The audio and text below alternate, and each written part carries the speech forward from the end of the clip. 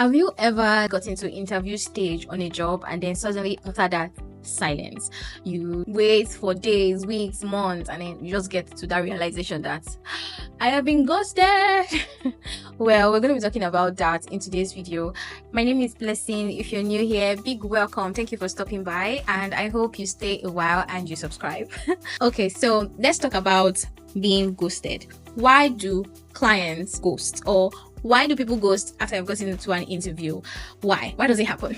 Well, I wish I had like the perfect answer, but I'm just going to talk from my experience. So many times some people or clients can ghost for different practical reasons. It could be that maybe something has changed in the organization, and right now there has been a shift in their priorities, and getting you employed or hiring you for a project or hiring you to join the team is something that is on the back burner, is on the list of the priorities for now. Ouch, I know. Yes, even though that is not an excuse for them not to get back to you.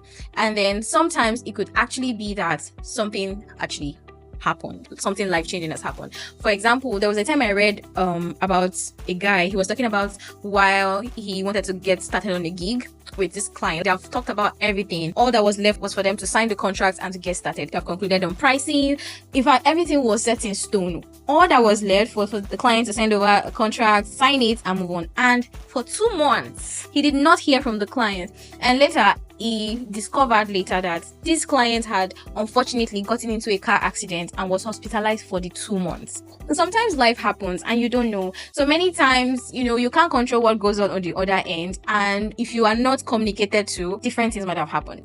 So can you prevent yourself from being ghosted? It's almost like asking that, can you make someone respond to you? Because see, you might have all the tactics in this world, but at the end of the day, the person still has the choice to send you an email or to keep you in the loop or not, right? But then I think the only thing that you can do is maybe when you have maybe got into the interview stage or you have gotten like some kind of discussion with a client, is to try to see if you can set expectations like, okay, when do you think we can get started? Or if I've not heard back from you in a couple of days or in a week, can I follow up? Just asking those questions can help you kind of get a sense of when you are likely to get started. And still, this is just you just trying to still trust that things will go well.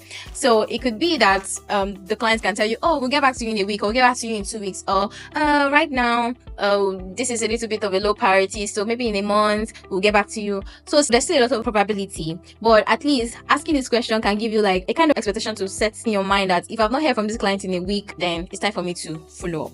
So what now happens when there's silence? This is where you follow up. But while you're following up, you don't want to make it look like you're hounding the client. When I mean hounding the client, like, it's every day you are sending email, you are texting, haba. Like, you don't want to show that you're desperately looking for that job. It can make you look unattractive. So maybe you haven't heard back from the client in like 5 days. You can send a follow-up and like, oh, just checking back in based on a discussion. You can give like a few pointers on what your last discussion was about and what was supposed to be the next point of action. After 5 days, if you don't hear anything, maybe you send a week later, then maybe you send 2 weeks later. Just do your best, but don't stay on that. Don't die on that hill and say, this client, you must answer me. No, while it's good to follow up, also don't get too attached. Set your attention on other projects, other gigs, other job applications that you need to go for, so your other opportunities are not passing you by while you're waiting for this one to happen. So I'm going to end this by saying that many times when you get ghosted, it's not you, it's them. Many times it's something that's chaotic that's happening on their end, because we are all humans at the end of the day. They're not robots, right? Nobody's a robot. So yeah, I hope this helps, and I hope this makes you feel a little bit kind of better. Maybe if you're wondering, why did they ghost me? Is it that they suddenly not like me? I hope this has helped. And make sure to like, comment, and subscribe. Maybe if you have a story from your ghosting experience, drop it and let's talk. I'll see you in the next video. Bye.